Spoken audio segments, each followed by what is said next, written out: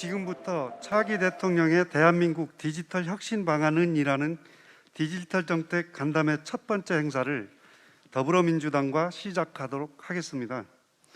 먼저 오늘 간담회의 진행 순서를 간략하게 말씀드리겠습니다. 기빈 소개와 개회사, 축사에 이어 더불어민주당 이재명 후보의 디지털 정책 공약 발표, 그리고 ICT 대연합의 정책 건의, 회원사별 정책 건의서를 전달하는 순서로 진행하도록 하겠습니다. 약 1시간가량 진행될 예정입니다. 다음은 참석하신 기빈을 소개해 드리겠습니다. 우선 더불어민주당 정책위원회 박완주 의장님께서 참석하셨습니다. 큰 박수로 맞이해 주시기 바랍니다.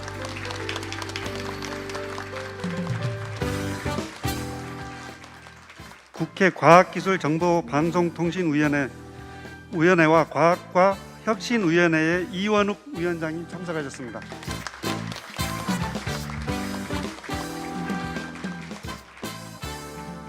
국회 과학기술정보방송통신위원회 위원이시고 민주당 미디어 ICT 특별위원회 위원장이신 윤영찬 의원님 참석하셨습니다. 더불어민주당 안정상 수석님 참석하셨습니다. 한국정보방송통신대연합 노준영 회장님 참석하셨습니다.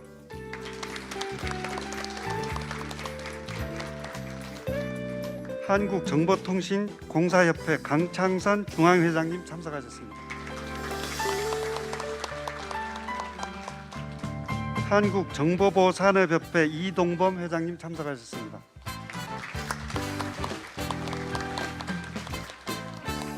고려대학교 교수이시면서 한국데이터 법정책학회 이성엽 학회장님 참석하셨습니다. 한국소프트웨어산업협회 김동철 부회장님 참석하셨습니다. 한국메타버스산업협회 조규조 부회장님 참석하셨습니다. 저희 이번 행사 공동 주관하시는 전자신문 정치국제부 이경민 부장님 참석하셨습니다.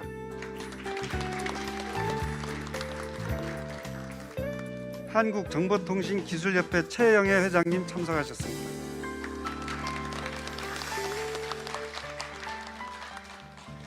한국정보통신진흥협회 양환정 부회장님 참석하셨습니다.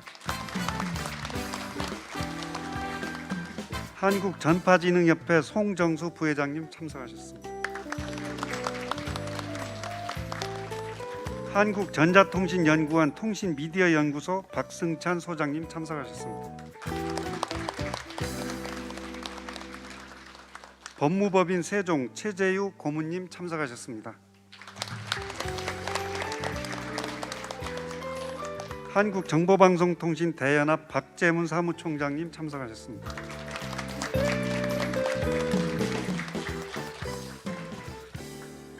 더 소개하실 분들은 많이 있는데 시간 관계상 소개해드리지 못한 점 양해해 주시기 바랍니다. 이어서 지금부터 개회사와 축사를 청해 듣도록 하겠습니다. ICT 대연합 노준영 회장님께서 개회사를 해주시겠습니다.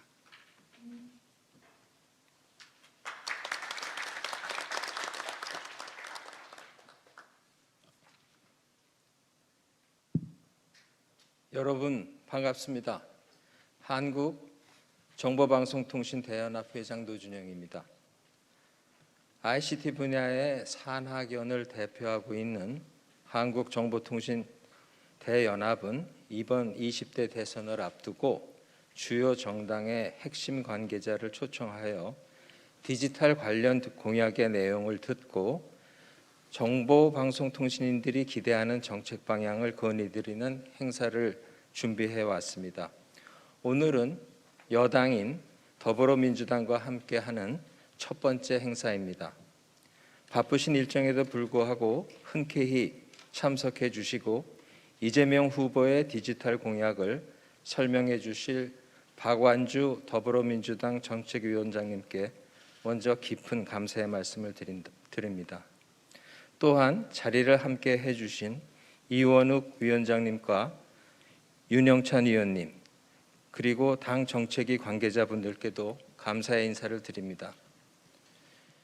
대한민국은 전대미문의 팬데믹과 기술 패권을 둘러싼 신냉전의 대두 속에서 절체절명의 기로에 처해 있습니다. 우리 경제의 탄탄한 회복을 지원하면서 벌어진 계층 간의 간극을 좁혀나가고 첨단 기술력과 산업 기반 혁신을 통해서 글로벌 중심 국가로 도약하는 것이 다음 정부의 핵심적 과제라고 생각하고 있습니다. 이러한 난제를 해결할 수 있는 가장 효율적인 수단이 바로 디지털입니다. 이제 디지털은 단순한 ICT 기술과 서비스를 넘어서 국민들의 생활 양식과 산업의 지평을 혁신적으로 개편하는 강력한 동인으로 자리매김하고 있습니다. 디지털은 선진 각국의 집중 육성 분야이자 국가의 미래를 좌우할 전략 분야이며 청년들에게 희망과 기회를 제공하고 새로운 일자리를 끊임없이 창출하는 핵심 영역입니다. 또한 글로벌 기후변화와 탄소 중립의 실현 노력 속에서 단기적 성과를 만들 수 있고 중장기적 목표 달성을 위한 효율적인 수단을 제공할 뿐만 아니라 고령화와 인구 감소에 따른 산업인력 구조 개편과 진흥화된 복지 서비스를 위한 효과적인 정책 수단이기도 합니다. 우리 정치권에서도 이와 같은 디지털의 잠재력에 대한 인식을 저희들과 같이 하면서 정보방송통신인들의 건의하는 내용들에 대해서 진지한 고민을 더해 주시고 마련된 정책들을 강력하게 추진되기를 희망합니다. 오늘 더불어민주당 정책위와 ICT인들이 함께 모여 다가올 새 정부의 디지털 정책을 논의하는 이 자리가 국민들이 행복한, 부강한 나라, 새로운 디지털 대한민국을 열어가는 출발점이 되기를 기원합니다. 감사합니다. 네, 감사합니다. 다음은 박완주 의장님께 인사 말씀을 청해 듣겠습니다. 네, 안녕하세요. 방금 소개받은 민주당 정책위 의장 박완주입니다. 오늘 디지털 대전환에 중추적인 역할을 하는 정보통신산업계의 대표단체인 ICT 대연합회의 초청으로 정책 간담회를 갖게 되어 진심으로 감사드립니다. 대한민국 경제성장에 디지털 디딤돌 역할을 한 장본인이 누구냐고 물으면 저는 단연코 정보통신산업 종사자와 정보통신기술 개발자라고 말할 수 있습니다. 우리나라가 경제적으로 가장 힘든 시기에 대한민국이 살 길은 곧 지식정보 산업이고 그 중심이 정보통신기술이라고 천명했던 고 김대중 대통령님의 해안을 두고 존경하지 않을 수 없습니다. 산업화는 늦었지만 정보화는 앞서가자 1997년에 터진 외환위기의 충격과 여파가 한창이던 시절 고 김대중 대통령이 내걸었던 슬로건이었습니다.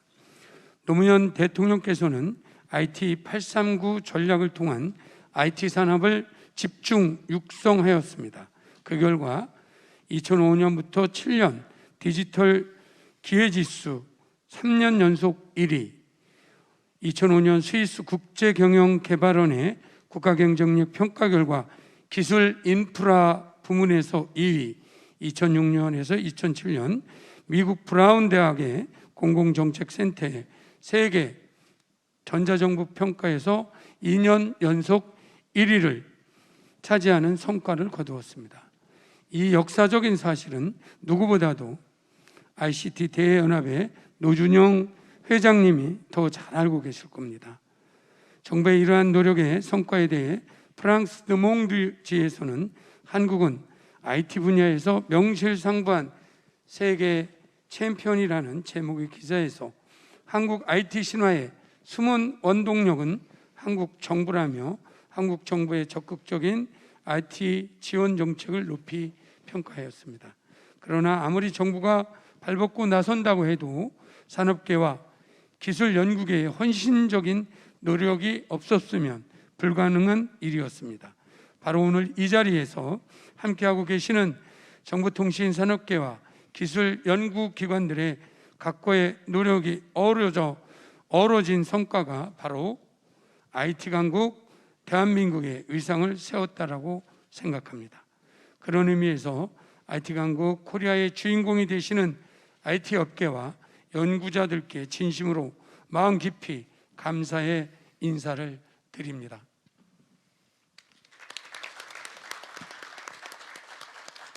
이제 문재인 대통령의 디지털 뉴딜 전략 실현을 토대로 차기 이재명 정부는 세계 디지털 경제를 선도하는 한국의 길을 열어가겠습니다. 지금 세계 경제는 소프트웨어, 인공지능을 필두로 빅데이터, 클라우드 컴퓨팅 등의 서비스적 요소들과 5G, 롯 등 네트워크에 기반을 둔 인프라 형성되는 새로운 디지털 모델이 우리 눈앞에 활기차게 전개되고 있습니다. 또한 디지털 전환이 가속화되면서 생산 및 서비스 제공의 방식 등이 빠르게 디지털화되고 있고, 나아가 모든 정보통신 기술 기업들의 영역 확장에 따라 플랫폼 중심의 생태계 경쟁 양상이 전 산업에 나타나고 있습니다. 이렇게 세계 경제가 디지털 경제에 집중되고 전 산업 분야에서 디지털 대전환이 앞다투어 진행될 것으로 전망됨에 따라 모든 산업의 필수 기반 기술인 정보통신 기술 분야의 혁신적 정책이 매우 중요하다고 생각합니다. 세계 경제가 디지털 경제에 집중되고 전 산업 분야에서 디지털 대전환이 가속화될 것으로 전망됨에 따라 모든 산업의 필수 기반인 정보통신 기술 분야의 혁신 정책은 아무리 강조해도 지나치지 않을 것입니다. 이제 대한민국은 4차 산업혁명의 추격자가 아닌 선도자가 되어야 하고 IT 강국으로서 세계 디지털 경제의 중심에 설 때가 되었습니다. 더불어민주당과 차기 이재명 정부는 ICT 대연합과 모든 회원사 및 연구기관들과 함께 우리나라가 세계 디지털 경제의 게임 체인저가 되기 위해 최선의 노력을 경주할 것을 약속드리며 인사 말씀을 마치도록 하겠습니다. 감사합니다. 네, 큰 박수 부탁드립니다. 이제는 이재명 후보의 공약을 듣고 ICT 대연합의 디지털 정책 건의와 간담회를 이어가도록 하겠습니다. 공약 발표는 더불어민주당 박완주 의장님께서 디지털 대전환과 성장을 위한 이재명 후보의 ICT 정책 공약이라는 주제로 발표해 주시겠습니다. 네, 이번 이재명 후보님의 공약에 대해서 정책의장인 제가 대신 발표하도록 하겠습니다. 디지털 대전환 시대 세계 디지털 경제의 게임 체인저 코리아, 이재명이 제대로 실현하겠습니다. 지금 세계 경제는 인공지능 기술이 전 산업으로 확산되어 디지털 경제의 핵심으로 작용하고 있고, 인공지능의 기술적 실험을 넘어 전 산업에 인공지능 적용이 본격화될 것으로 전망됩니다. 특히 코로나19 재난 상황에 대응하는 비대면 솔루션형 국내 기업의 글로벌 경쟁력 확보와 비대면 정보통신 기술 기반 산업 생태계 육성 및 차세대 먹거리 발굴이 절실합니다. 아울러 코로나19의 장기화로 위드 코로나의 비대면 시대에 가상융합 기술로 현실과 가상을 잇는 차세대 플랫폼인 메타버스를 통한 산업 혁신으로 신산업 육성 및 국민 삶의 편의를 제고해야 하는 시점입니다.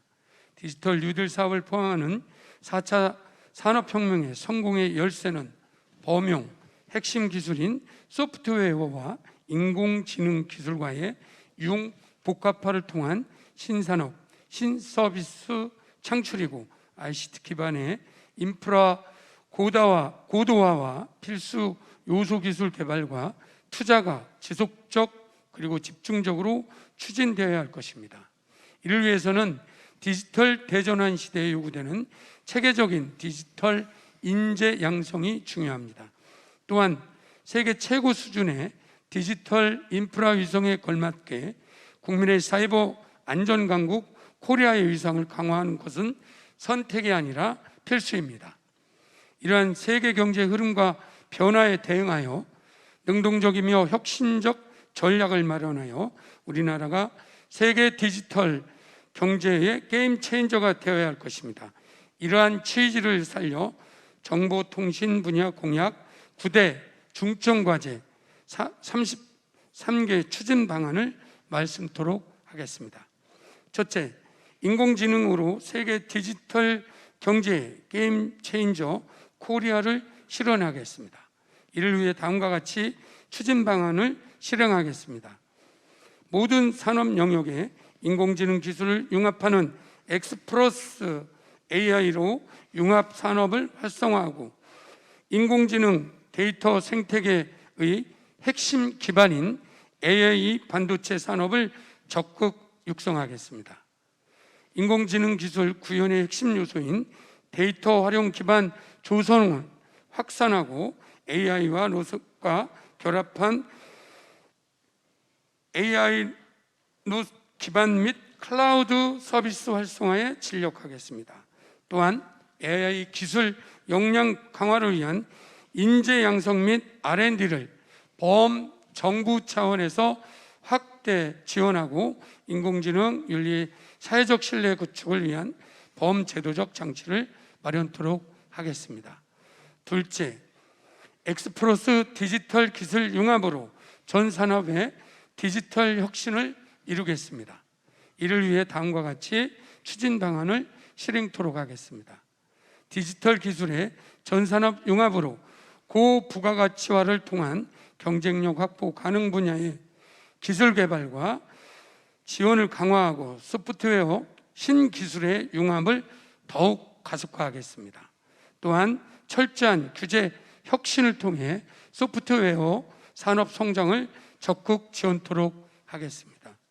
셋째, 디지털 경제 생태계 구축을 위한 필수 핵심 기술의 개발 및 투자를 지속적으로 강화토록 하겠습니다. 이를 위해 다음과 같이 추진 방안을 실행하겠습니다.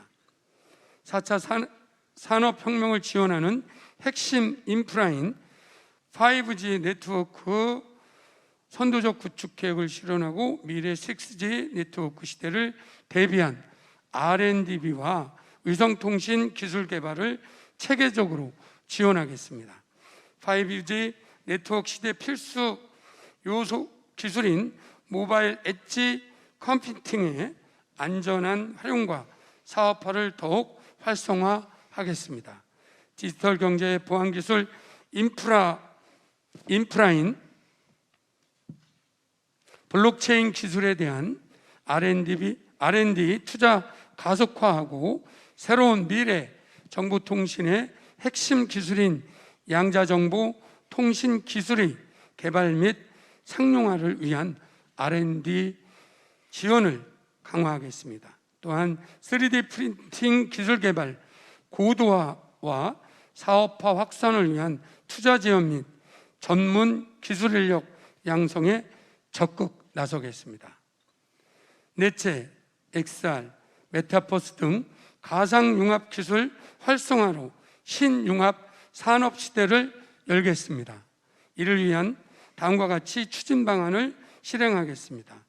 XR, 메타버스 등 가상융합 경제 활성화로 신융합 산업을 선도하고 기술 개발, 콘텐츠, 디바이스의 3종 1세트로 병행 육성하며 가상융합 경제 활성화 및 지원을 위한 법, 제도적 장치를 마련토록 하겠습니다.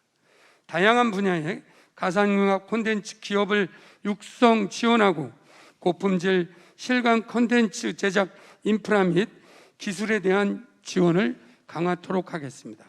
주요 권역별로 메타버스 허브 구축을 확대하고 기초자치단체 지역 내에 메타버스 아카데미를 운영하겠습니다. 또한 메타버스 활용에 따른 역기능 및 메타버스 시스템에 대한 해킹 또는 침해를 방지하기 위해 안전하고 신뢰 가능한 메타버스 활용 환경을 구축토록 하겠습니다. 다섯째, 내실 있는 디지털 미래 인재 100만 명을 양성하겠습니다. 이를 위해 다음과 같이 추진 방안을 실행하겠습니다. 디지털 체험 학습을 활성화하고 디지털 튜더 제도를 도입하여 소프트웨어 AI 교육 전문 인력을 확보하겠습니다. 기존의 인재 양성 시스템, 즉 AI 대학원, 이노베이션 아카데미, 소프트웨어 마에스트로, 이노베이션 스퀘어 등에 대한 지원을 더 강화하고 소프트웨어 중심 대학은 지방 대학을 거점으로 2배 이상 확대하겠습니다. 소프트웨어, AI, 사이버 보안 등 기업 맞춤형 인재 육성을 위한 계약학과를 확대 지원하고 군, 소프트웨어 및 인공지능 전문 복무를 더욱 확대하겠습니다. 또한 재직자 및 구직자를 대상으로 소프트웨어, AI 전문 교육을 강화하여 고급 실무 인력을 양성토록 하겠습니다. 여섯째, 누구나 디지털 기술과 서비스의 혜택을 누리는 디지털 포용 국가를 구현하겠습니다. 이를 위해 다음과 같이 추진 방안을 실행하겠습니다. 누구나 쉽게 디지털 문해력을 높일 수 있도록 지역별 디지털 기본 역량 센터를 설치하겠습니다. 보편적 서비스로서 디지털 인프라를 필요한 곳에 제공하여 모든 국민의 디지털 접근권을 보장하고 디지털 정보 격차 해소를 위한 디지털 소외 계층에 대한 디지털 교육을 확산하겠습니다. 사회 모든 구성원이 소외와 차별 없이 디지털 기술과 서비스 혜택을 누릴 수 있도록 디지털 포용법을 제정하겠습니다. 일곱째, 안전하고 신뢰할 수 있는 디지털 환경을 조성하겠습니다. 이를 위해 다음과 같이 추진 방안을 실행하겠습니다. 디지털 영토에 대한 사이버 공격과 해킹에 대비하기 위해 국가안보, 기업 거래 정보, 개인정보 보호체계 구축 및 핵심 인프라 보호를 강화하고 주요 동맹국과 글로벌 사이버 위기 대응 협력 체계를 구축하겠습니다. 일상의 디지털 사기를 방지하기 위해 첨단 기술을 적극 활용하여 강력한 대책을 추진하고 아이디 탈취로부터 국민을 철저하게 보호하겠습니다. 또한 정보보호산업 육성을 국가 전략산업으로 지정하고 정보보호 전문 인력 양성을 확대 지원하고 특히 지능형 공격 방어 기술 스페셜리스트를 집중 양성하겠습니다. 여덟째, 디지털 대전환과 세계 디지털 경제 선도를 위한 전략 기구를 운영하겠습니다. 이를 위해 다음과 같이 추진 방안을 실행하겠습니다. IT, 소프트웨어 기반의 디지털 기술 혁신과 범국가적 디지털 대전환의 전략을 수립, 추진하기 위한 실효성 있는 전략 기구를 설치하고 기술 혁신이 초래하는 신구 산업 간 갈등 해소를 위해 규제 갈등 조정 기구를 대통령 직속으로 상설화하겠습니다. 데이터 산업진흥 기본법상 국가 데이터 정책위원회 위원장을 국가 CDO로 임명해 기획, 집행 권한을 부여하고 부처별 데이터의 통합적 융합과 연계를 지원하고 IT 거버넌스 강화를 위해 전 공공기관으로 CIO 제도 운영을 확대하겠습니다. 마지막 아홉째, ICT 강국 코리아를 상징하는 ICT 랜드마크를 건설하겠습니다. 이를 위해 다음과 같이 추진 방안을 실행하겠습니다. 136년의 역사의 한국의 ICT 발전상을 한눈에 보는 ICT 박물관과 모든 ICT 분야 정보 자료를 축적, 연구할 수 있는 ICT 도서관을 갖춘 ICT 뮤지럴리를 건립토록 하겠습니다.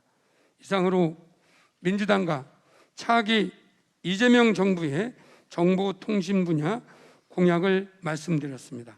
감사합니다. 2021년 1월 25일 더불어민주당 제20대 대통령 후보 이재명.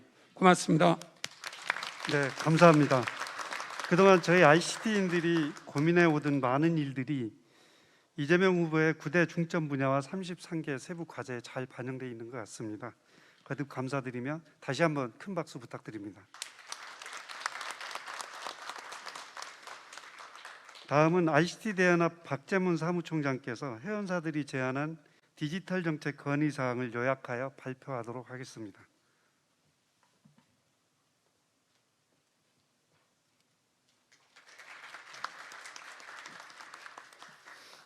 안녕하십니까. 한국정보방송통신대연합 사무총장 박재문입니다. 더불어민주당 박완주 의장께서 발표해 주신 이재명 후보의 대선 공약을 여러분과 함께 잘 들었습니다. 이재명 후보의 공약에는 우리 ICT인들의 기대가 잘 반영되어 있어서 먼저 깊은 감사를 드립니다. 우리 ICT 대연합에서는 산학연을 망라해서 ICT인들이 현장에서 경험하고 있는 애로와 정책적인 건의사항들을 수렴해 왔습니다. 특히 산업계의 건의사항은 오늘 행사 말미에 해당 협회 대표가 직접 전달드릴 예정입니다만 산학연에 걸친 다양한 기관의 건의사항을 요약해서 시간 관계상 제가 설명드리도록 하겠습니다. 디지털은 현대 사회를 규정하는 키워드로 확고하게 자리를 잡고 있습니다. 디지털은 하루가 다르게 신산업과 일자리를 창출하고 기존 산업을 혁신을 이끌고 있을 뿐만 아니라 국민들의 일상생활을 바꿔나가고 있습니다. 또한 2021년도 ICT 수출액은 271조 원으로 국가 총 수출액의 3분의 1을 상회하고 있고 전체 무역 흑자액의 3배가 넘는 107조 원의 흑자를 기록하는 등 ICT는 우리 경제를 든든하게 뒷받침하고 있는 핵심 산업입니다. 이와 같은 배경에서 첫 번째로 건의드릴 내용은 기술 개발 및 사업화 죄송합니다.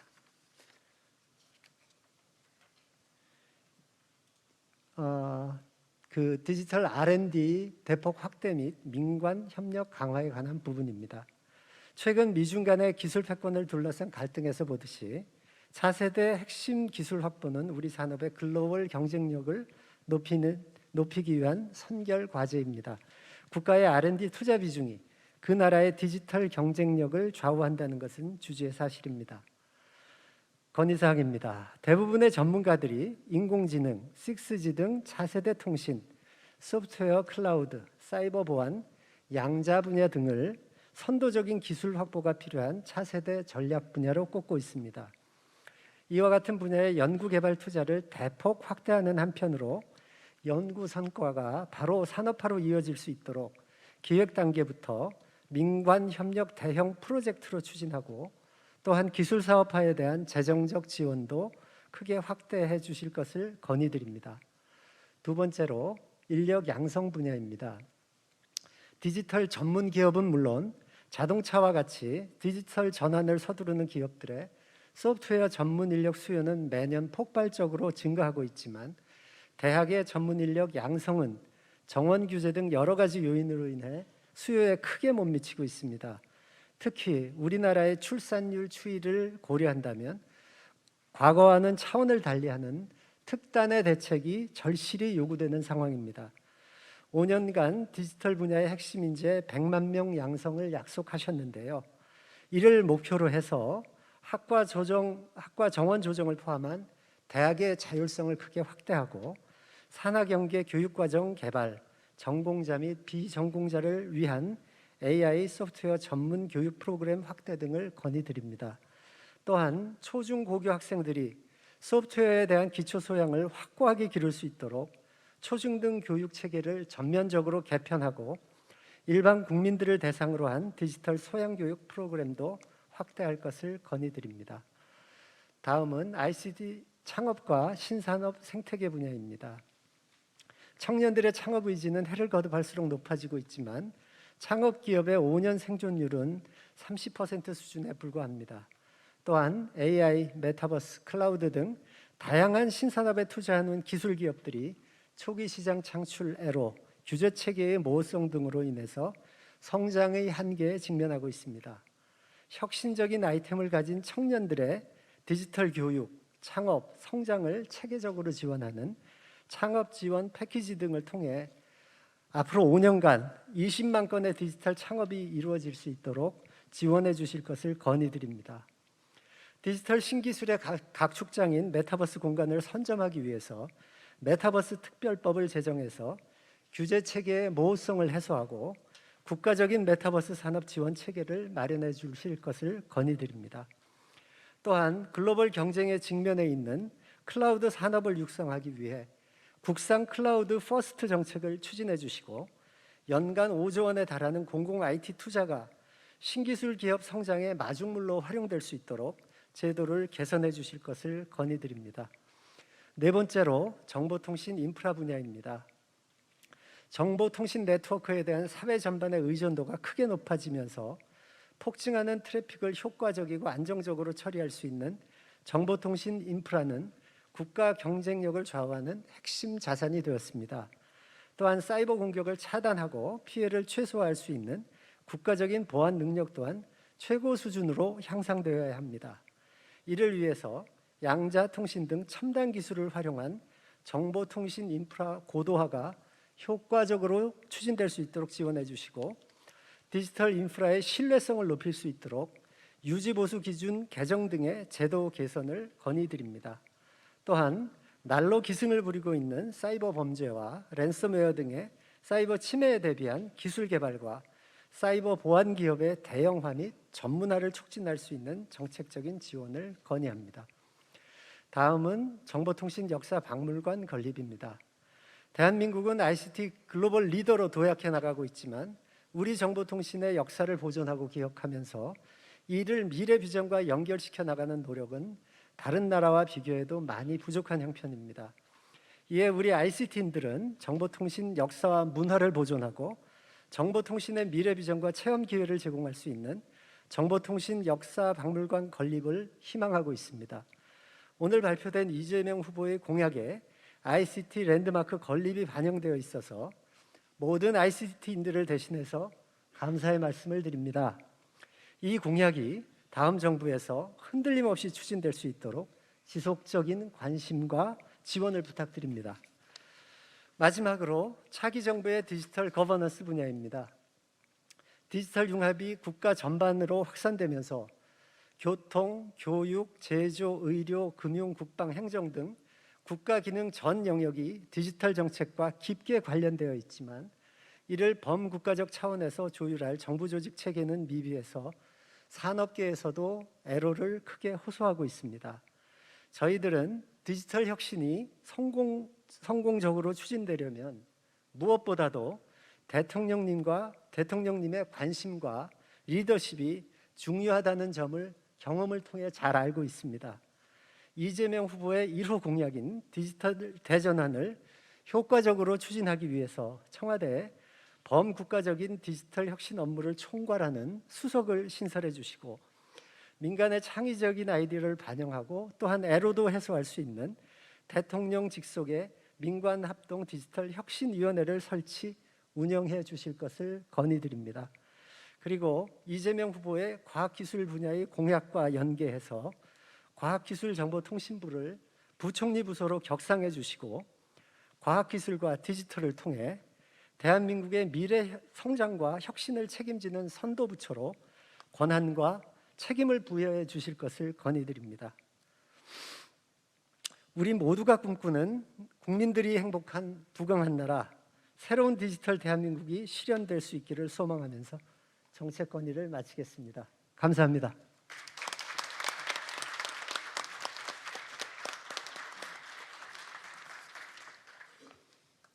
네, 발표해 주신 박재문 총장님께 다시 한번 박수 부탁드립니다.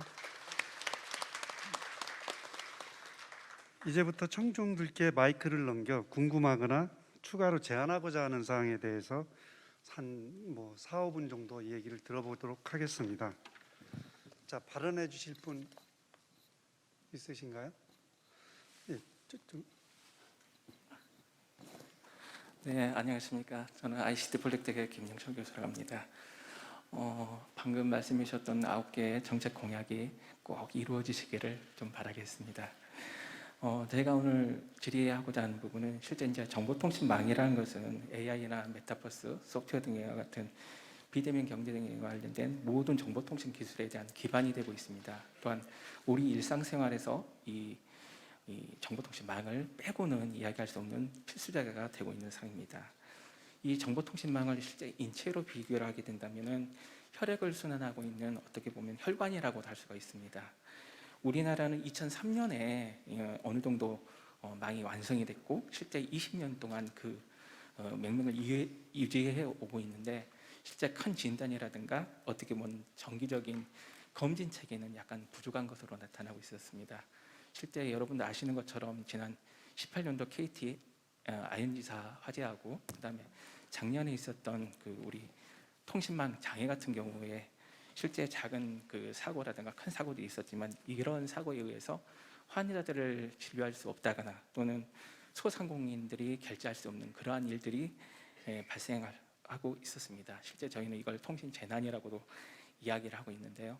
그러한 관점에서 정보통신망에 대한 안정적인 사용을 위해서 통신망과 관련된 그 설비에 대한 정기적인 점검이라든가 또는 통신 사업자에 대한 의무 부과 같은 것들이 실제 종합적으로 좀 체계화가 됐으면 합니다. 이번 그 20대 대통령 선거를 앞두고 있는 우리 더불어민주당에서는 이런 국가적인 통신 재난이 발생하지 않도록 어떠한 네트워크적인 안정성 확보에 대한 정책 대안이 있으신지 질문을 드리고 싶습니다. 감사합니다. 네, 감사합니다. 말씀 예. 답변을 질문 감사드리고요. 답변은 저하고 옆에 계신 우리 그 이은호 위원장님하고 이렇게 적절하게 답변을 해드리도록 하겠습니다. 방금 우리 말씀해 주신 것처럼 국가통신 재난 발생하지 않게 우리 네트워크 안전성 확보에 대한 정책이 있느냐라는 말씀이신 것 같은데요. 방금 우리 교수님께서 말씀하신 것처럼 작년 10월인가요? 어쨌든 DNS 트래픽 증가로 인해 갖고 약 1시간 반 정도 발생해서 전국적으로 정말 엄청나게 이 국가 통신 재난이라고 명망할 만큼 문제가 발생했는데요. 그래서 우선 네트워크 안전화 확보 방안과 관련돼서 저희 당이 지난 12월 말경에 네트워크 안정성 확보 방안을 발표한 바가 있습니다. 대부분 알고 계시겠지만 간략하게 다시 말씀드리면, 첫째, 네트워크 오류에 의한 장애를 예방하기 위해서 작업의 시스템적 통제를 강화하고 네트워크 안전 관리의 기능화를 높여 나가는 정책을 강구하고 있고요. 두 번째, 네트워크 장애가 발생하더라도 서비스가 최대한 생존할 수 있도록 주요 기관 통신사 업체의 네트워크 구조를 개선토록 하고, 세 번째로는 통신사 상호 협력 체계를 통해서 통신사의 자체적 보건력을 강화하고 이용자에 대한 다양한 예비 보건 수단을 제공토록 보호하고자 합니다. 그리고 마지막으로 기관 통신 사업자의 사회적 책임에 걸맞는 안정적 서비스 제공의 책임을 부여하고 이용자를 보호뿐만 아니라 사고에 따른 피해를 적절하게 보상토록 하는 법 제도적 장치를 마련하겠다라고 하는 이런 정책적 과제를 발표를 했는데, 네트워크 안정성 확보를 위해서 이런 정책을 민주당과 차기 이재명 정부에서는 핵심 국정 과제로 추진할 계획입니다. 예, 어떻게 답변이 되셨는지 모르겠습니다. 네, 감사합니다. 박수 한번 부탁드립니다. 다음 질문하실 분. 네.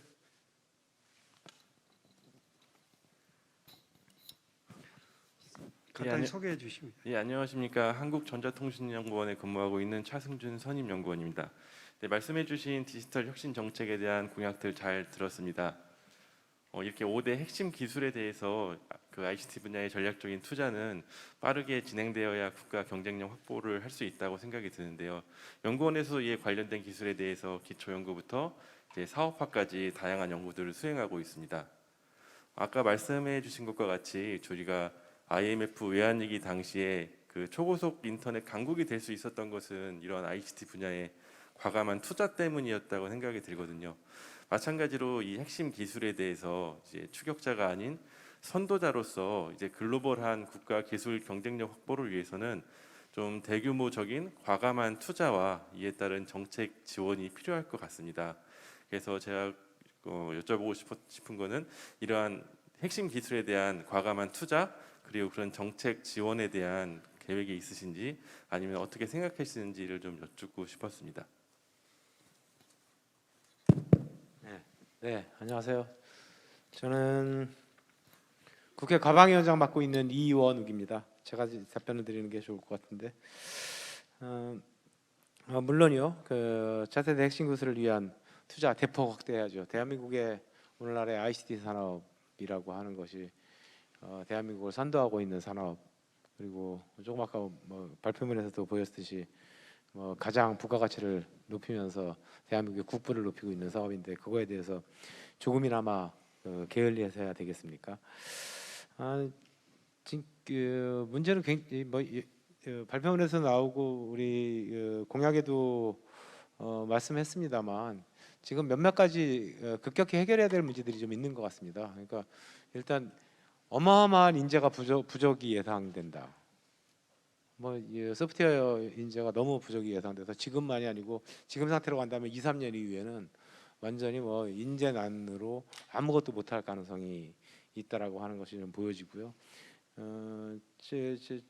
그런 문제들이 최근에 이제 시장에서 벌어지고 있는 크몽이라든가 위시캣 이런 회사들을 통해 가지고 외주를 주고 이런 현상까지 발생을 하고 있지 않습니까? 그래서 인재 양성을 제대로 된 고급 인재를 빨리 양성해야 되는 것이 굉장히 중요해 보입니다. 인공지능이라든가 양자기술 이런 것들이 지금 중국이나 미국에 비해서 굉장히 뒤처져 있는데 그러한 산업에 대해서도 어떻게 고급 인재를 양성해서 앞서갈 것인가라고 하는 것들을 본격적으로 고민해야 될 때가 된 것 같고요. 저희가 반도체 전쟁이라고 하는데 반도체에서도 메모리 반도체는 초격차 기술로 계속 앞서가는데 며칠 전에 제가 삼성 반도체 임원들하고 한번 식사를 할 기회가 있었는데 한번 그냥 여쭤봤습니다. 시스템 반도체 쪽으로 파운드리 반도체 그쪽 한 3, 4년 정도 지나면 쫓아갑니까? 그러더니 이제 질문을 드렸더니 1초도 기다리지 않고 아유 3, 4년이요? 30년 걸려도 못 쫓아갑니다. 이렇게 얘기를 하세요. 그러니까 삼성의 임원들이 그 정도로 지금 앞으로 점점 더 커질 분야 중에 하나가 메모리 시스템 반도체 이런 것들인데 파운드리 반도체 이런 것들인데 거기에서는 아직도 초격차 기술은커녕 TSMC에 쫓아가기도 아주 굉장히 버거운 상황이어서 그러한 것들을 민간 기업에만 맡겨놔가지고는 안 된다고 보고요. 그런 산업에 대해서 우리가 쫓아가고 다시 선도할 수 있는 체제를 어떻게 갖출 것인가라고 하는 것들을 국가적 차원에서 본격적으로 논의를 해야 되지 않겠는가 싶습니다. 김대중 대통령이 광통신이라고 하는 ICT 인프라를 정보고속도로를 깔으면서 대한민국의 ICT 산업이 활성화되는 계기가 됐는데 지금 정보고속도로는 뭔가 5G를 안정화시키고 더 고도화시키고 그 다음에 두 번째로는 한 10년 있다가 예상되는 6G에 대한 인프라를 어떻게 구축할 것인가 그거를 어떻게 선도할 것인가라고 하는 문제들도 굉장히 중요한 문제라고 보여집니다. 그래서 특히 에트리 같은 경우는 지금 질문하신 연구원님이 소속해 있는 에트리는 우리나라 ICT 산업을 기초를 일궈온 아주 중요한 기관이라고 생각이고 그 기관에서 앞으로 6G라든가 이런 분야에 대해서도 본격적인 확대 연구가 진행될 수 있도록 지원을 아끼지 않도록 하겠습니다. 네, 감사합니다.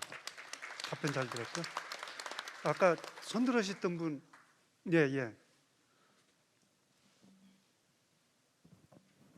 네, 안녕하세요. 마블러스 대표 임세라입니다. 저희 회사는 인공지능 기반의 메타버스 플랫폼을 개발하고 있는 스타트업입니다. 저는 민주당 정책의장님께 정책 질의를 드리고 싶습니다. 잘 아시는 것처럼 코로나19 이후로 비대면 사회 활동이라든지 디지털 트랜스포메이션이 산업 현장에서 진짜 실감할 정도로 많이 가속화가 되었습니다. 특히 작년에는 메타버스가 사회 전반에 굉장한 키워드로 떠올랐는데요. 물론 메타버스 회의론이나 유행이라는 시각도 있지만 사실 이것이 스마트폰을 이어서 차세대 플랫폼으로 사회 전반을 혁신할 거라는 예측이 좀 지배적인 상황인 것 같습니다. 이 상황에서 글로벌 빅테크 기업 메타라던가 페이스북이 사명을 변경한, 아니면 국내 대기업들도 굉장히 적극적으로 이 시장에 뛰어들고 있는데요. 우선 첫 번째로 정책 질의를 드리고 싶은 내용은 이렇게 국내 대기업 위주의 메인 플레이어들이 적극적으로 뛰어들고 있는 메타버스 시장에서 저희 같은 중소기업이나 스타트업들과 상생, 협력할 수 있는 것에 대한 정책 방안이 있으신지 첫 번째로 궁금하고요. 두 번째는 저희도 간혹 겪는 일인데, 대기업이나 투자사들이 메타버스 관련된 이제 사업 제휴를 명목으로 해서 지분 요구나 아니면 독점 계약 같은 굉장히 강한 조건들을 요구하거나, 아니면은 투자 검토 과정에서 아이디어가 도용되는 일들이 빈번하게 발생을 하고 있습니다. 이러한 상황에서 열악할 수밖에 없는 스타트업이나 중소기업들이 시장에서 권리를 보호받으면서 메타버스라는 거대한 시장에 자유롭게 인앤아웃 할 수 있는 거에 관련된 정책이 있으신지 궁금합니다.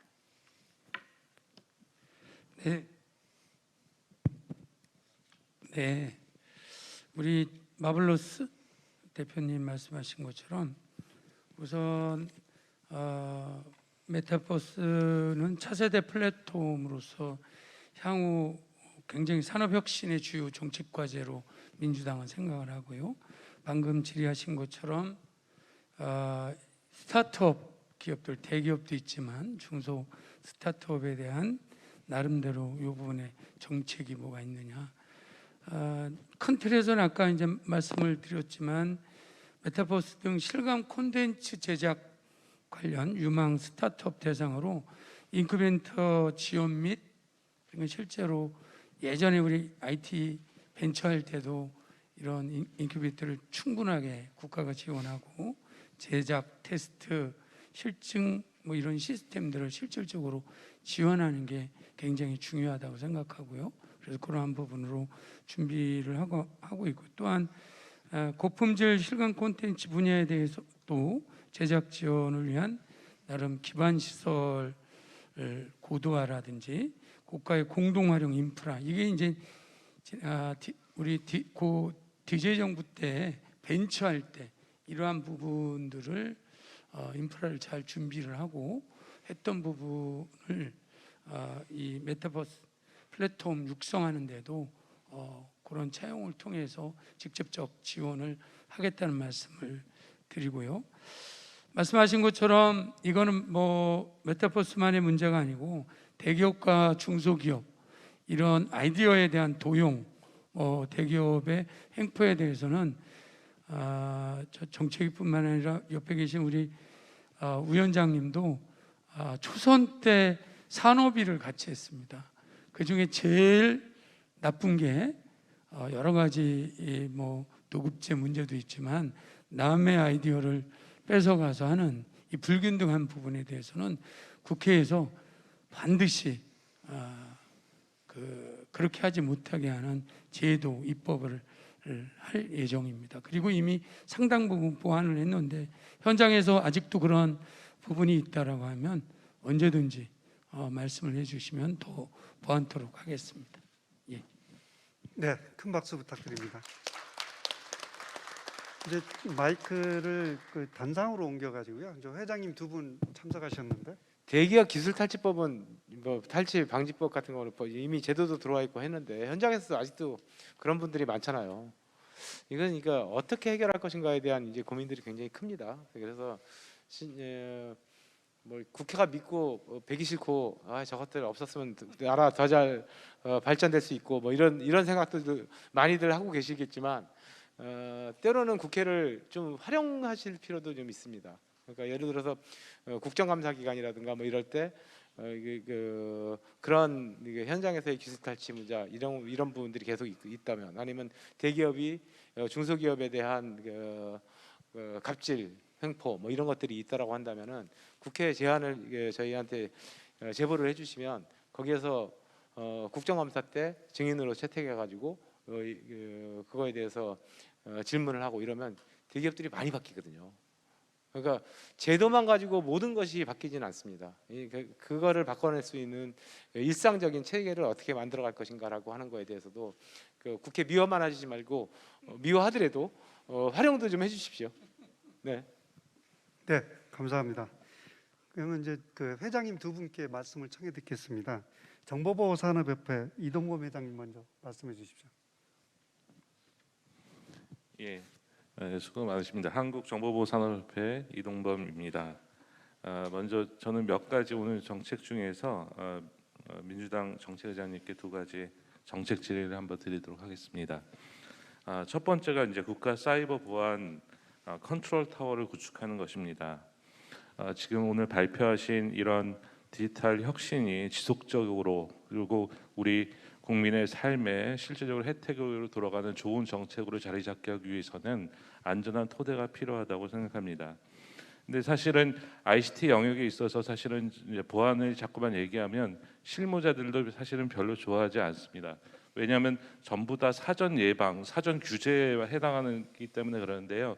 사실은 이제 현대 사회에서의 보안 문제는 규제로만은 풀 수가 없습니다. 어떻게 빨리 대응할 수 있느냐가 되게 중요하게 됐습니다. 특히나 지금의 공격들은 각각의 적대국들이 국가에서 지원하는 그룹들, 해킹 그룹들이 정부뿐만 아니라 민간 기업, 개인을 공격하고 있습니다. 그렇기 때문에 전 산업 분야에서 일어나는 현상이기 때문에 우리가 사이버 보안을 신속하게 대응하기 위해서는 의사결정도 필요하고 이런 것들을 뒷받침할 수 있는 체계가 필요하다고 생각합니다. 그래서 사이버 보안 컨트롤 타워는 정부의 주요 정책과 그다음에 또 민관군을 협력할 수 있는 협력 체계를 강화하고 산업 정책 육성을 발현하는 데 되게 의미 있는 역할을 한다고 생각합니다. 그래서 이게 혹시 청와대 사이버 안보 수석실 같은 것을 설립하거나 아니면 주무부처에 독립된 실이나 본부 단위로 이런 컨트롤 타워가 구축이 가능할 거라고 생각하는데, 이거와 관련돼서 민주당에서는 이 사이버 보안 거버넌스 확립을 위해서 사이버 보안 컨트롤 타워에 대해서 관련된 정책이나 준비된 사항이 있는지가 궁금하고요. 두 번째는 사이버 범죄 관련된 근절과 관련된 겁니다. 작년 미국에서는 우리 일상생활과 관련된 송유관, 그다음 육가공업체 이런 법무 전산 시스템 이런 것들이 랜섬웨어 공격으로 다운되는 바람에 일상이 멈추는 이런 사태들이 발생했고, 이것들이 미국에서만 일어나는 게 우리나라에도 당장 일어날 수 있는 현실입니다. 그리고 또 국내에서는 특히 이제 중소기업들 같은 경우는 랜섬웨어 피해를 경험을 40% 이상 하고 또 45% 정도는 특별한 대응 방안을 수립하고 있지 못하고 있습니다. 또한 국내는 이제 올해부터 마이데이터 사업을 하고 있고요. 그래서 그 어느 나라보다 국민에게 개인의 개인 정보를 이용해서 다양한 산업에 활발히 사용할 예정인데, 사실 그로 인해서 우려되는 것들은 국민들의 개인의 개인 정보와 관련된 유출과 관련된 피해가 예상되고 있습니다. 그리고 또 우리도 일상에서 많이 겪는 게 뭐 보이스피싱 뭐 이런 것들이 굉장히 일상화되어 있고, 앞으로는 이런 산업 분야가 발전하면 발전할수록 더 심각해질 거라고 생각합니다. 그래서 정부 차원에서 이런 사이버 범죄의 전쟁 선포 같은 특단의 어떤 대책이 실제 국민들이 우려를 하는 것들을 해소해 줄 수 있는 그런 정책이라고 생각합니다. 그래서 사이버 범죄 측면에서 준비된 정책이 있는지 이런 것들을 묻고 싶습니다.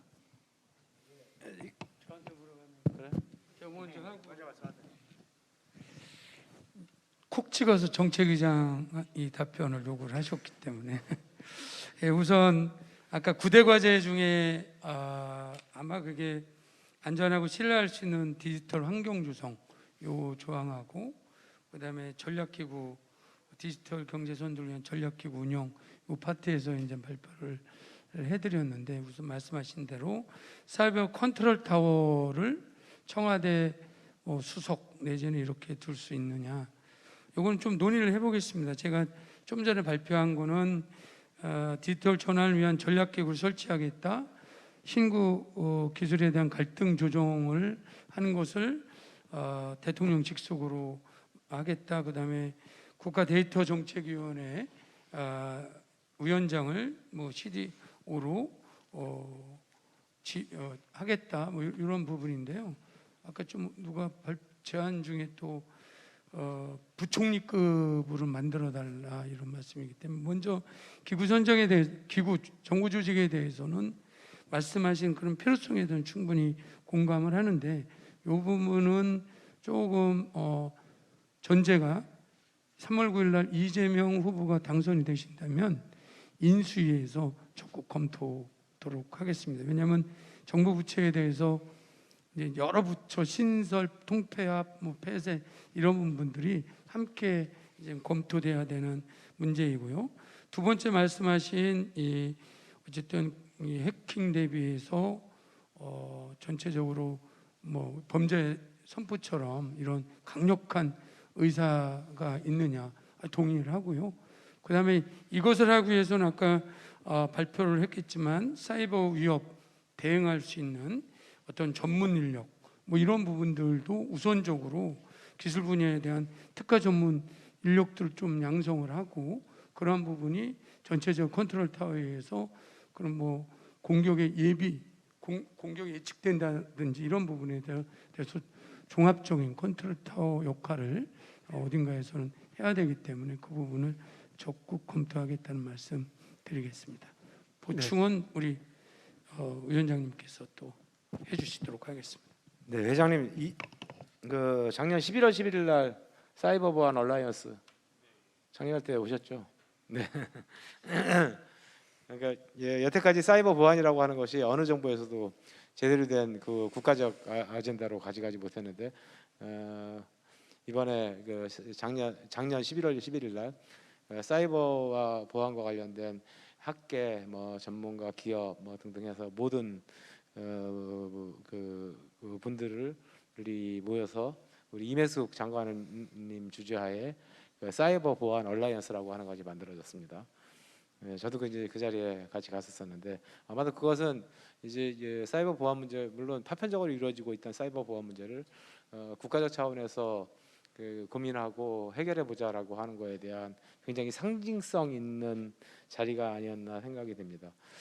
한 6개월 전쯤이었던 것 같은데요.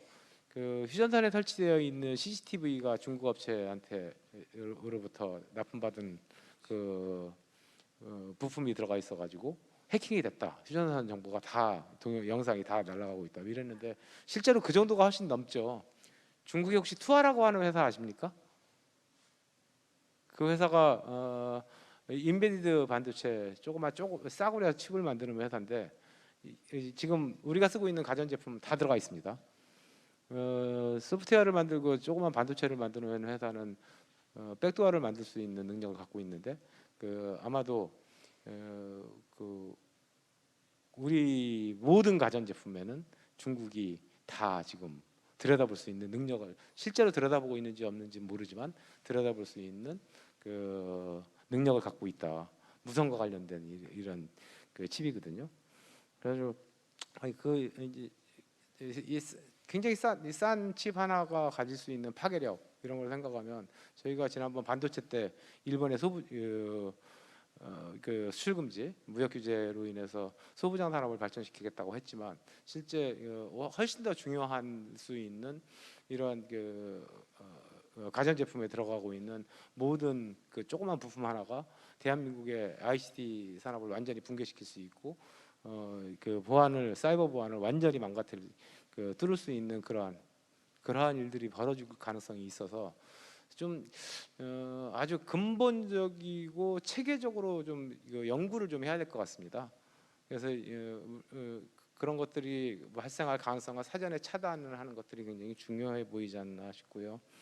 아까 거버넌스와 관련해서는 의장님께서 말씀을 해주셨길래 생략하도록 하겠습니다. 하여튼 조금 더 이제 민관이 이런 거에 대해서 저희 사실은 에틸이라든가 연구원들도 모르는 것들이 있잖아요. 이게 산업 현장에서 이루어지는 일 모르는 거 있고 관에서도 모르는 것들이 있고 이거를 소통을 통해 가지고 제대로 지금 나타나고 있는 문제는 뭔지 앞으로 예상되는 할 수 있는 문제는 무엇인지라고 하는 거를 아주 근본적으로 연구를 해서 근본적으로 해결을 좀 해야 될 필요성이 있지 않겠는가라고 하는 생각을 하고 있습니다. 네, 이상입니다. 감사합니다. 우리 강창선 중앙회장님 간단히 말씀 해주시죠. 반갑습니다. 한국 정보통신공사협회 회장을 맡고 있는 강창선입니다. 이런 좋은 기회를 주셔서 대단히 감사합니다. 먼저 우리 정보통신 관계하시는 분들이 다 여기 계신데 우리 정보통신 설계하고 감리를 누가 하시는지 잘 모르지요. 이 설계 감리를 지금 건축사가 하고 있습니다. 건축사가 설계를 하다 보니까 전문적인 정보통신 설계를 잘 할 수가 없죠. 정보통신 전문가들이 설계를 해야 되는데 저희 협회가 50년 됐습니다. 50년. 근데 50년 동안 이 건축사가 설계를 하고 있고 즉 그 당시는 50년 전에는 전화만 있었어요. 전화. 그러니까 건축사가 해도 되고 뭐 전기만 있었을 테니까. 근데 지금은 그 정보통신 분야가 전화 설비뿐만 아니라 초고속 설비, 지능형 홈 네트워크 설비, 공청 안테나라든가 유무선 송신 설비, CCTV 여러 가지 이렇게 진행이 되는데 지금도 건축사가 설계를 하고 있습니다. 그래서 다행히 그 더불어민주당 김정우 의원님께서 발의를 해주셨습니다. 이거 정보통신인도 그 설계를 할 수 있도록 발의를 해주셔가지고 여기 정책의장님 또 이원욱 위원장님 계신데 이걸 이번 국회에 좀 통과시켜갖고 우리 정보통신인이 설계와 감리를 할 수 있도록 우리 큰 박수 한번 보내주시죠. 네, 감사합니다. 다음은 또 한 가지만 더 말씀드릴게요. 하나는 더 지금 우리 정보통신 그 투자를 뭐 여러 군데 하신다고 공약도 하시고 말씀을 하셨는데 정보통신 인프라에 대해서는 투자만 하지 유지보수 업무가 없습니다. 유지보수를 할 수 있는 기관도 없고 그걸 할 수 있는 시행령도 없어요.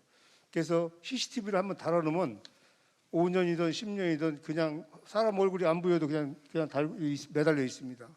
그래서 이런 걸 이제는 국민 안전 차원에서 정보통신 설비에 대해서 유지보수 제도를 법제해 주십사 하는 부탁드리면서 질문 마치겠습니다. 네, 감사합니다. 제가 이제 총괄적으로 좀 말씀 주신 정보통신인도 설계 감리할 수 있는 법안을 2월 중에 통과시켜 달라는 요청하고 설비에 대한 유지 보수 기간을 시행령 하여튼간 법적 근거를 좀 만들어 주십사 이런 부분에 대해서는 기발의된 거에 대해서는 2월 국회는 뭐 하여튼간 상대당이 추경 말고는 법에 대해서 논의하지 말자고 하지만 최대한 이 법이 통과될 수 있도록 노력하고 이 관련돼서는 우리 법안 수위를 직접 맡고 계신 윤영철 의원님 설명하시는 게 좋을 것 같습니다. 뭐 이 부분은 사실은 뭐 건축사하고 또 기술사 또 정보통신인 이 관계에서 사실은 뭐 이 업계 밥그릇 싸움 비슷하게 오랫동안 논의가 되어오던 문제이기도 합니다. 그런데 사실 건축사들이 그동안 좀 많은 영역에서 왜냐하면 본인들이 건물의 건축 감리 뭐 설계하다 보면 당연히 말씀하신 것처럼 이 전기라든지 간단한 이 사안들에 대해서 본인들이 다 설계를 해왔던 게 맞고요.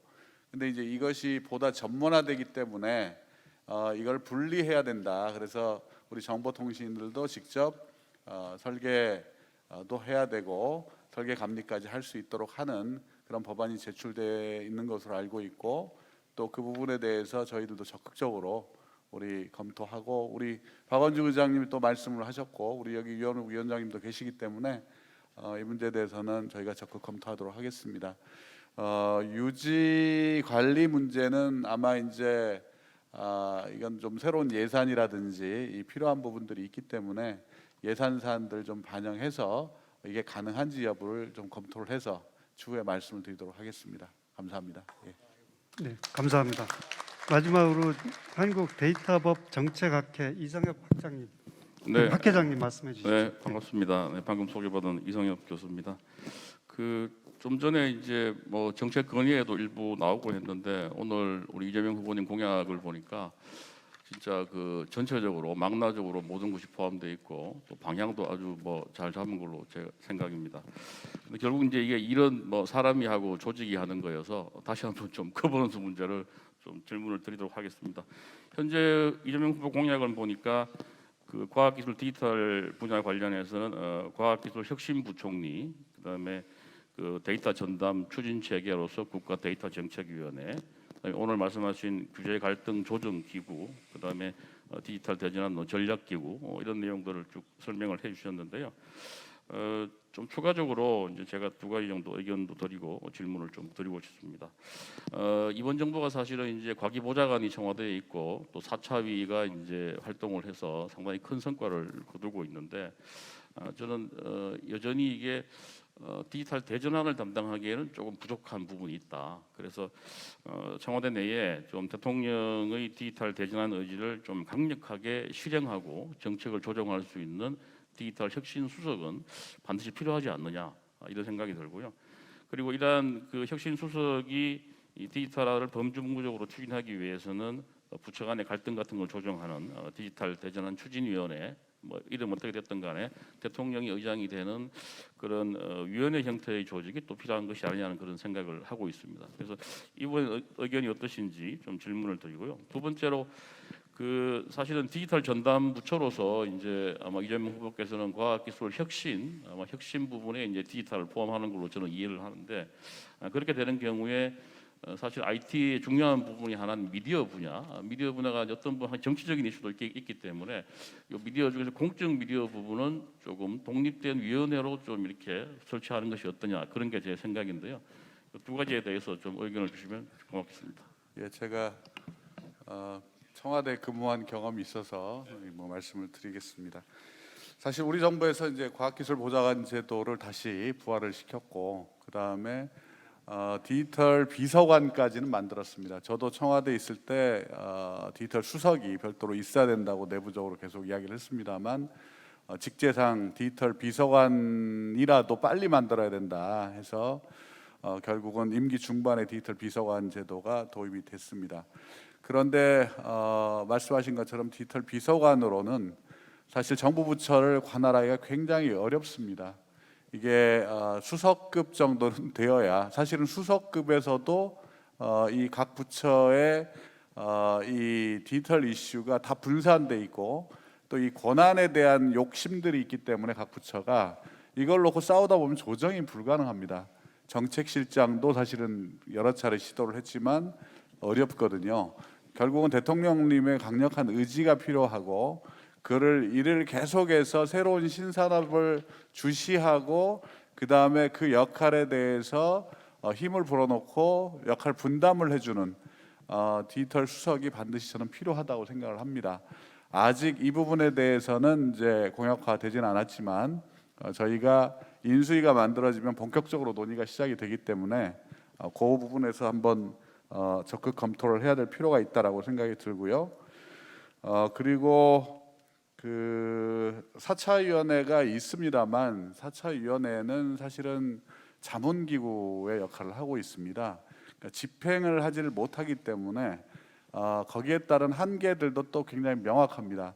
무언가를 분석하고 그다음에 문제 해결책을 제시는 할 수 있어도 이를 정부 부처가 직접적으로 집행할 수 있는 시스템이 안 되고 있습니다. 그래서 아마 거기에 대한 대책으로 디지털 대전환 위원회를 대통령 직속으로 두자라고 말씀을 하셨는데, 저는 자문 성격의 위원회가 다시 만들어져도 결국 4차 산업혁명위원회의 한계를 또다시 답습을 할 수밖에 없다라는 생각이 들어서 아까 말씀 주신 디지털 수석하고 그다음에 우리 이재명 후보께서 공약한 우리 과기부총리 제도를 통해서 결국 디지털 업무 전반에 대한 일종의 헤게모니를 누가 가져오느냐의 문제를 명확히 좀 정리를 할 필요가 있다.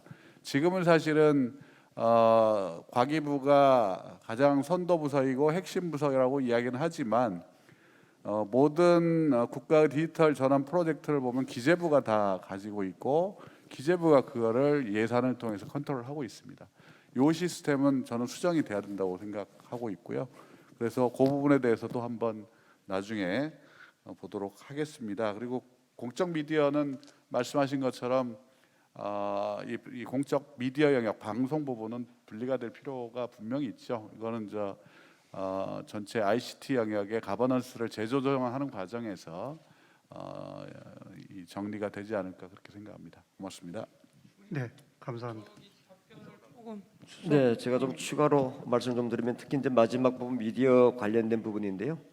다 알고 계신 분도 아시겠지만은 이게 우리 미디어 정책이 3개 부서로 좀 쪼개져 있습니다. 그러다 보니까 이 미디어 정책의 어떤 그 합일성이라든가 균형성이라든가 또 어떤 선택과 집중의 어떤 전략을 수립할 수 없는 문제가 생깁니다. 그래서 최근에 국제적으로도 우리가 넷플릭스를 중심으로 해서 OTT 산업이 이제 서비스가 활성화되면서 특히 한국에 있어서 3개 부처가 동일하게 각자의 팀을 구성하고 또 법안을 따로 내고 또 여기에 따르는 이제 진흥기금이라든지 또는 일반 예산들도 분산돼 있어서 사실은 제작을 하고 있거나 직접적인 서비스 사업을 하고 있는 입장에서는 굉장히 어려움이 많습니다. 그래서 향후에는 우리 윤영찬 의원님도 말씀했지만은 사실 이제 미디어 정책과 그리고 ICT 정보통신기술과 융합되어 있는 부분이라든가 또는 미디어 자체를 갖다가 3개 부서가 조각내 있는 파편화되어 있는 부분들은 별도의 어떤 신설되는 미디어 정책 중심의 부처를 설립한다는 저는 이런 정도의 고민들이 함께 지금 진행되고 있는 과정이 있습니다. 그래서 추후에 우리가 미디어 정책 공약을 발표할 때 그때 좀 더 세부적인 말씀을 드리도록 하겠습니다. 감사합니다. 네, 감사합니다. 제가 한 가지만 더 좀 우리 지금 윤영찬 의원님 말씀하신 것 중에 제가 생각해도 이제 이게 자문위원회라는 게 실행력이 없잖아요. 그래서 옛날에 김대중 정부 때 정부와 추진위원회가 있었고요. 그 위원회의 사무국 기능을 정부가 기획실이 했습니다. 그래서 이제 부처 내의 어떤 본부 형태든 아니면 그 실 형태 정도로 사무국 기능을 가져가면 실제로 집행력도 생길 수 있으니까 그런 부분도 한번 고려해 주시기 바랍니다. 좋은 말씀이고 사실은 파견 형식으로 가는 것은 한계가 있다는 그런 말씀드리고요. 말씀하신 것처럼 아예 본부 개념을 집행부로 전환시키는 관점으로 가면 실행력을 더욱더 확보할 수 있는 그런 길은 될 것 같습니다. 네. 네, 감사합니다. 공약 발표와 정책 건의는 이렇게 마무리하도록 하겠습니다. 다음은 이제 각 협회별로 정책 건의서 전달식을 거행하도록 하겠습니다. 의장님께서는 앞으로 좀 자리를 이동해 주십시오. 그리고 정책 건의서 전달은 처음에 한국정보통신공사협회 강창선 회장님께서 전달해 주시고요. 그냥 앉아 계셔도 됩니다. 네. 큰 박수 주십시오.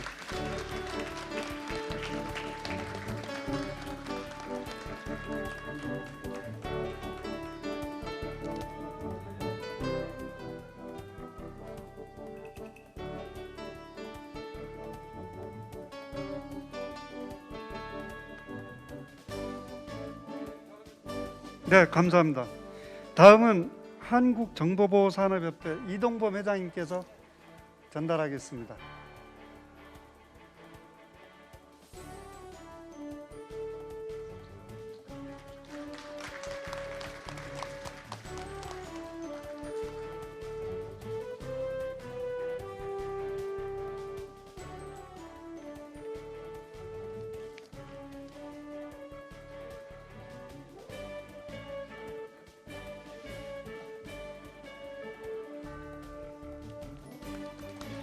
마지막으로 한국 메타버스 산업협회 조기조 부회장님께서 전달하겠습니다.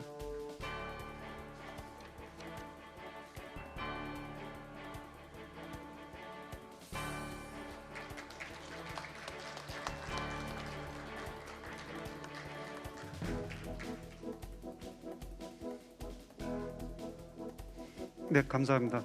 참고로 한국 소프트웨어 산업협회의 정책건이 저는 이미 전달이 됐기 때문에 오늘 전달은 생략하도록 하겠습니다. 네, 감사합니다. 이어서 이제 마무리 기념 촬영으로 끝내도록 하겠습니다. 오늘 대단히 수고들 많이 하셨습니다. 감사합니다.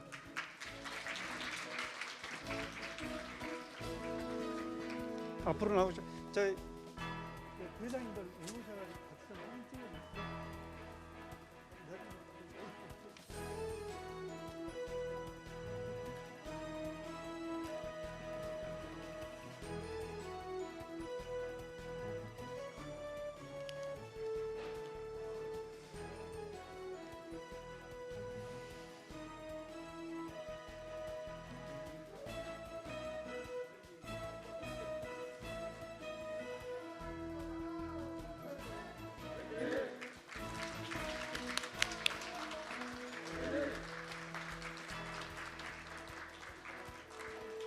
네, 오늘 참석해